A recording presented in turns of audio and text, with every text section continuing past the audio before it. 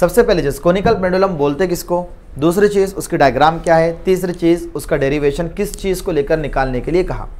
ठीक है, तो पहले कोनिकल पेंडुलम एक अरेंजमेंट है। कैसा अरेंजमेंट है, जिसके अंदर एक बॉब को एक स्ट्रिंग के थ्रू एक फिक्स सपोर्ट से कनेक्ट कर दिया जाता है।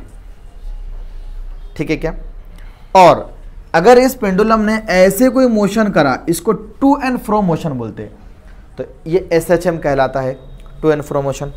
लेकिन ऐसे करने के बजाय, पेंडुलम ने ऐसे करने के बजाय ऐसे रिंग्स बनाने शुरू किए, सर्कल्स बनाने शुरू किए। ओके, मेरे हाथ में एक डोरी है, उस डोरी को मैं राउंड राउंड राउंड ऐसे घुमा रहा हूँ, गोल गोल गोल, तो नीचे जो है तो जो पत्थर बना हुआ है उसको बॉब जो बना है वो गोल घूमेगा ना, तो बॉब परफॉर्म कर रहा है सर्कुलर मोशन, राइट है। और दूर से अगर तुम इस अरेंजमेंट को देखेंगे तुमको एक कोन नजर आएगा, जस्ट लाइक आपके पास ये बॉब है और ये बॉब जब इस सर्कल में घूम रहा है, राइट है, तो आपको ये कोन नजर आ रहा है दूर से देखने पर। पूरा दूर से मतलब पूरा अरेंजमेंट कोन की तरह लग रहा है, राइट है। तो कोनिकल पेंडुलम क्या है, इसके अंदर क्या होता है, एक बॉब होता है जो किससे कनेक्ट होता है, एक स्ट्रिंग से कनेक्ट होता है। ओके, और वो क्या परफॉर्म करता है, हॉरिजॉन्टल सर्कुलर मोशन परफॉर्म करता है। और इसका लुक कैसे आता है, लाइक अ कोन।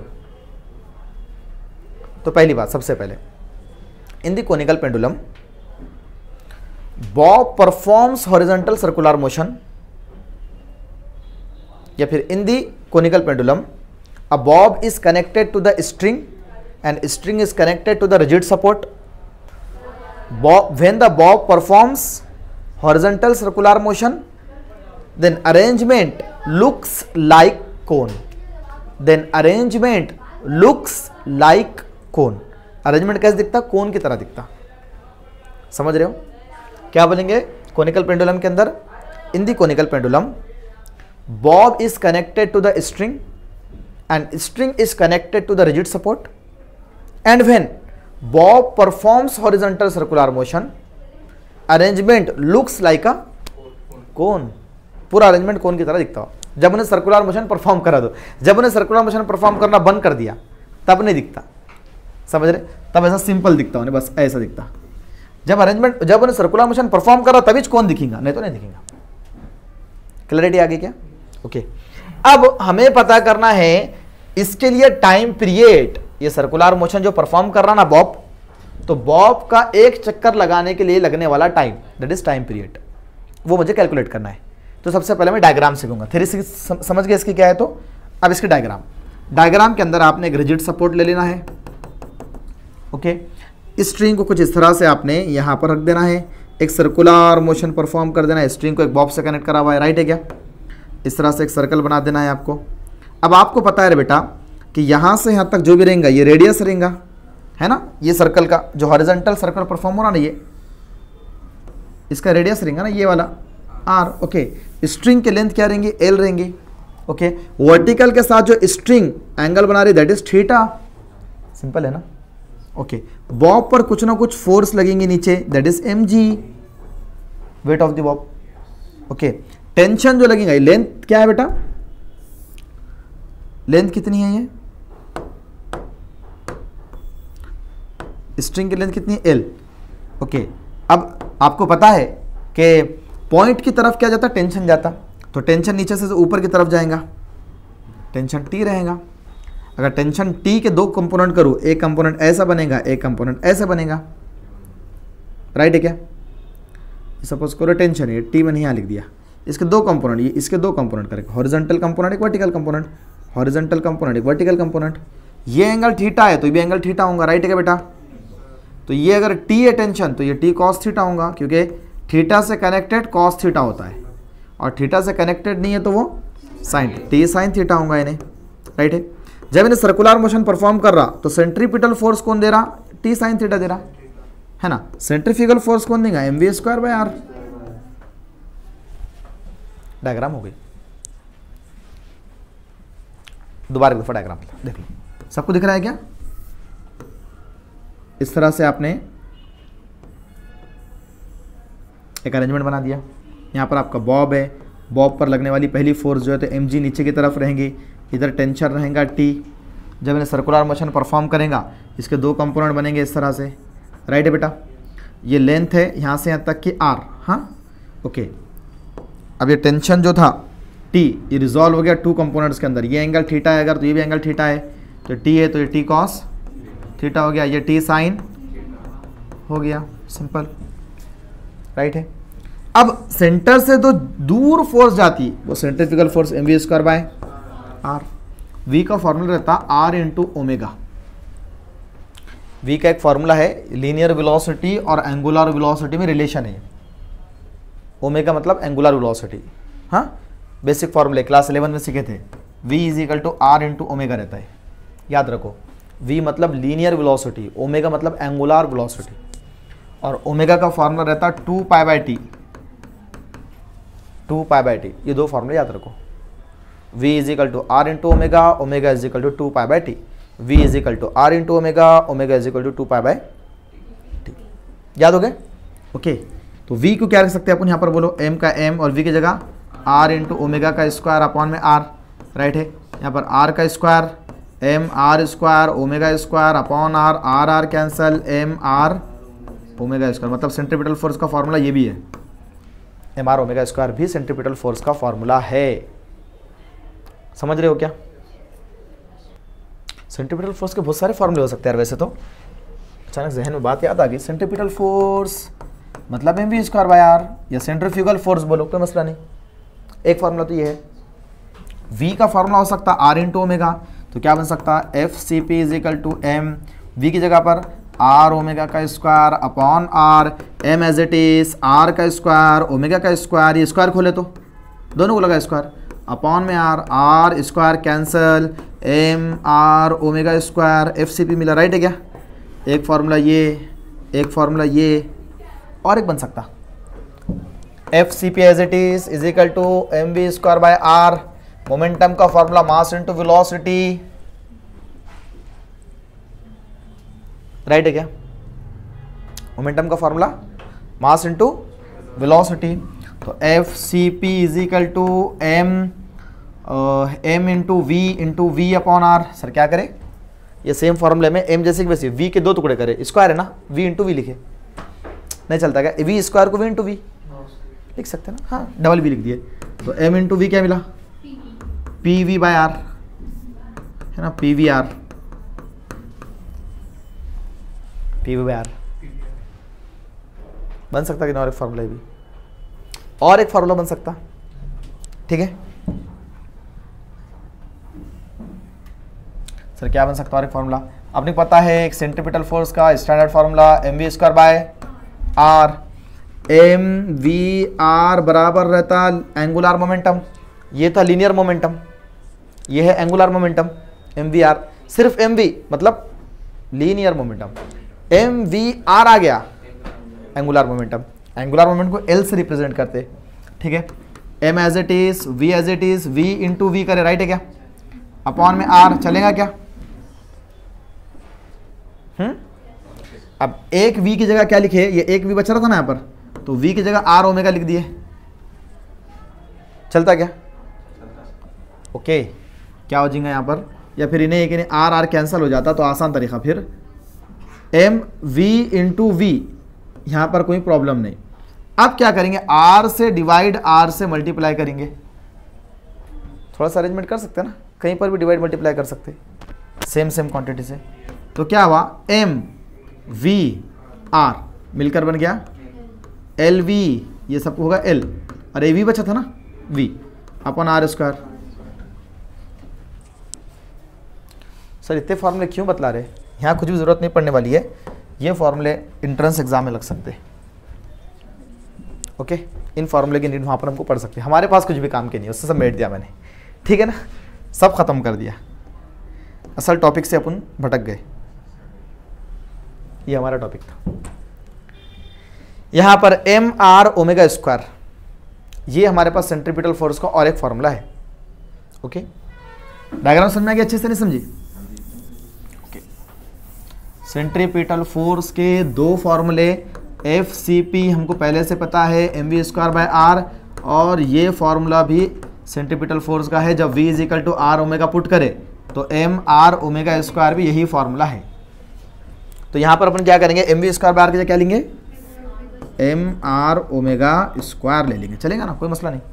सर क्यों लिए फॉर्मूला ये, इसका रीज़न ये है कि ओमेगा की वैल्यू रहती है 2π/t और ओमेगा के टर्म में आता टाइम पीरियड, और अपने को पता करना है time period of conical pendulum, इसलिए अपन ने ओमेगा के फॉर्मेट में लिया, वरना mv²/r लेते थे। उसको कन्वर्ट करें अपन ने ओमेगा के फॉर्मूले, क्योंकि ओमेगा के फॉर्मूले में टी है तो टी निकाला जा सकता। Okay, simple. कौन किसको बैलेंस कर रहा है, टी साइन थीटा बैलेंस कर रहा है, एमआर ओमेगा करो, t sine theta balances to m are omega square, right है ना। T cos theta balances to m g, right है। इक्वेशन 1 इक्वेशन 2 डिवाइड कर दिए, t t cancel, sine theta by cos theta, tan theta मत करो tan theta, m cancel करो, ठीक है। Sine theta upon cos theta as it is equal to are omega square upon m जी, ठीक है ना। R omega square sine theta upon cos theta is equal to are omega square upon G. अब देखो sign theta की value निकालो यहाँ से, sign theta क्या निकलेगा इस ट्राइंगल में, ये थीटा है, ये आर है, ये एल है, ठीक है। तो साइन थीटा क्या निकलेगा, opposite r upon hypotenuse opposite of l. तो यहाँ पर साइन थीटा की वैल्यू आर अपॉन में लिमिट, राइट, ठीक है। तो साइन थीटा क्या लिख सकते हैं अपन, आर अपॉन एल इंटू बस आर अपॉन एल अपॉन में cos theta is equal to are omega square upon में, राइट है। हमने साइन बाय कॉस को टेन नहीं करे, क्यों, क्योंकि हमको एक रिक्वायर्ड एक्सप्रेशन जिस तरह लाना है बुक में जिस तरह दिया, तो उस तरह के प्रोसेस को ही फॉलो करना पड़ेगा। क्योंकि हमारे पास जो स्टैंडर्ड फार्मूला है टाइम पीरियड का वो है टी इज इक्वल टू 2π में एल कॉस थीटा अपॉन जी, हमको यही फार्मूला लाना पड़ेगा। तो अगर मैं साइन कॉस थीटा रख, मुझे फॉर्मूले में कॉस थीटा ये ड्राइव ये करना है मुझे, अब मुझे कॉस थीटा रखना है, इस वजह से मैंने कॉस थीटा रखा, वरना साइन बाय कॉस को मैं टेन कर देता था अगर मुझे वो नहीं लाने का था, ठीक है। तो यहाँ पर अपन ने क्या करे, आर अपॉन में l cos theta is equal to are omega square upon m g. आ रही क्लैरिटी है ना। यहाँ से एल जो है तो नीचे आ गया, नहीं समझ रहा बेटे, एल जो है तो नीचे आ गया, r upon l cos theta is equal to are omega square upon m g. तो बेटा अब यहाँ से आर और आर कैंसिल हो गया, तो यहाँ पर बन गया 1 upon l cos theta is equal to omega square upon में ओमेगा निकालेंगे, omega square is equal to क्या होगा, जी अपॉन में एल कॉस थीटा, राइट है ना। ओमेगा स्क्वायर जी इधर चले गया। अच्छा, ओमेगा का फॉर्मूला क्या है, 2π/t, तो यहाँ लिख दिया 2π/t, लेकिन ये स्क्वायर को पहले हटा दो तो इधर रूट लग जाता, जी अपॉन एल कॉस थीटा, पहले हटा दिया स्क्वायर को तो उधर रूट लगा दिए, तो सिर्फ ओमेगा बचा था, ओमेगा जब 2π/t लिखे। टाइम पीरियड निकालना है, उल्टा करो, रेसिप्रोकेट करो ना, टी अपॉन में 2π, इधर इसको भी उल्टा करो, हाँ, बाय इन्वर्टिंग, टी निकालने का है, आगा टी, टी इज इक्वल 2π उधर भेज दो, 2π में एल कॉस थीटा अपॉन जी, हो गया फिनिश। वंस रिपीटिंग, ठीक है। सबसे पहला काम, कोनिकल पेंडुलम बोलते किसको, सब ध्यान दो रे बच्चों, जिसको नहीं समझा, हाँ, कोनिकल पेंडुलम बोलते किसको, it is arrangement in which a bob is connected to the one end of a string and another end of a string is connected to the rigid support. When the bob performs horizontal circular motion, then arrangement looks like cone, right है। Okay, सबसे पहला point diagram, पता क्या करना है अपने को, time period of conical pendulum. तो लिख देता हूं मैं एक्सप्रेशन, हेडिंग लिख देता हूं,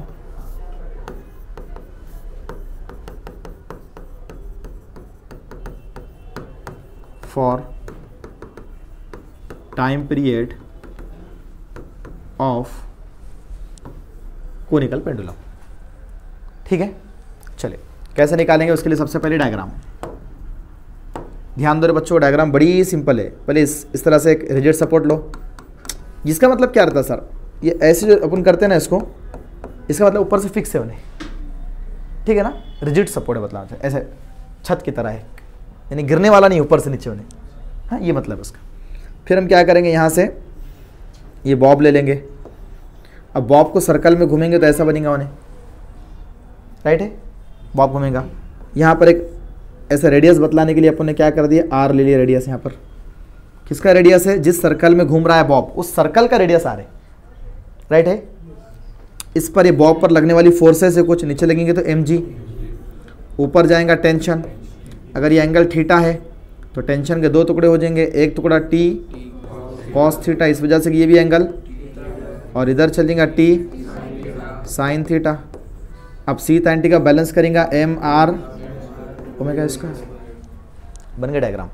draw NEET label diagram for conical pendulum, बोला भी तो 2 नंबर के आसे इतनी बना के आने का कम से कम, और ये सही फोर्सेस देने का, कौन सी क्या लग रही तो, ठीक है। अब इसकी थ्योरी के अंदर सबसे पहले consider a small bob revolving in a horizontal circle, okay, full stop. Theta be the angle, theta be an angle between string and vertical, ठीक है। थीटा क्या है, theta be the angle of a string with vertical, vertical के साथ string का angle है। Theta be an angle of string with vertical, vertical के साथ स्ट्रिंग का एंगल है थीटा, ठीक है। Simply there are some forces acting on a bob, one is tension directed toward the point rigid support, and mg directed vertically downward. Next point, tension resolved into two component, one is horizontal component t sin theta, another is vertical component t cos theta, right। t cos theta balances, theory लिखने का, t cos theta balances mg, equation number 1। t sin theta balances mr omega square, equation number 2।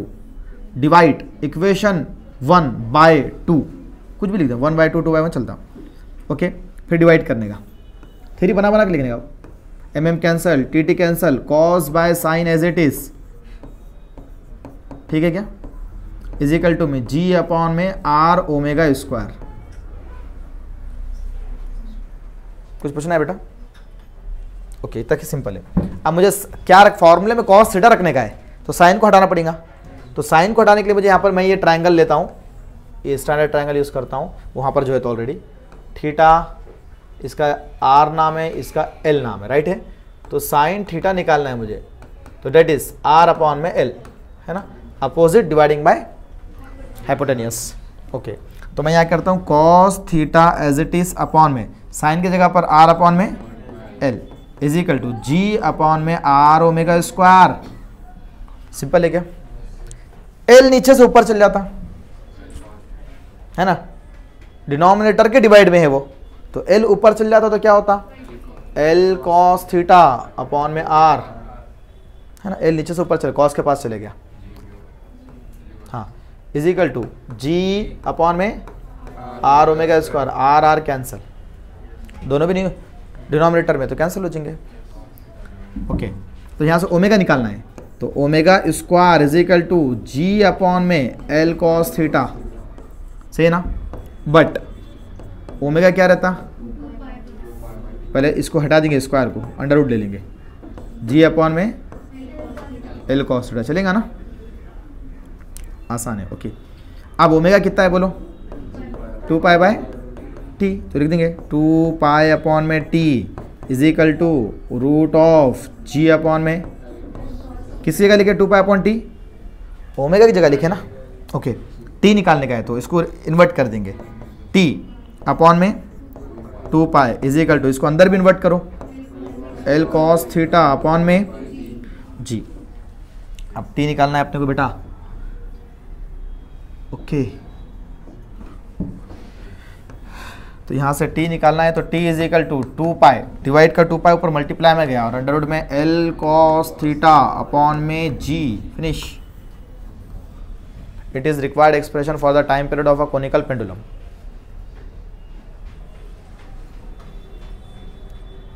अरे clarity की एक दफा और बताओ। एक दफा क्वेश्चन क्या पूछा एग्जाम में, prove that in the conical pendulum v square is equal to tan theta is equal to v square upon R G, और बोल दिया इन दी कोनिकल पेंडुलम, बोल दिया ऐसा बोल दिया। कोनिकल पेंडुलम में tan theta is equal to v square upon R G कहां से आया? tan थीटा कर देना, और वो r ओमेगा जो अपन कंसेप्ट v एम वी क्या था, वो एम आर ओमेगा स्क्वायर था ना, उसको हटा के M we square by R ले लेना, सिंपल। ठीक है, डायग्राम सेम बनेंगे। ठीक है, M G T cos theta T sine theta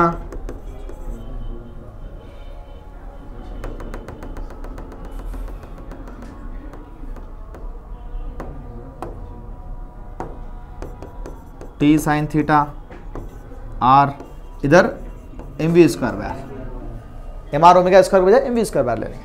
okay, कौन किसको बैलेंस कर रहा है बोलो?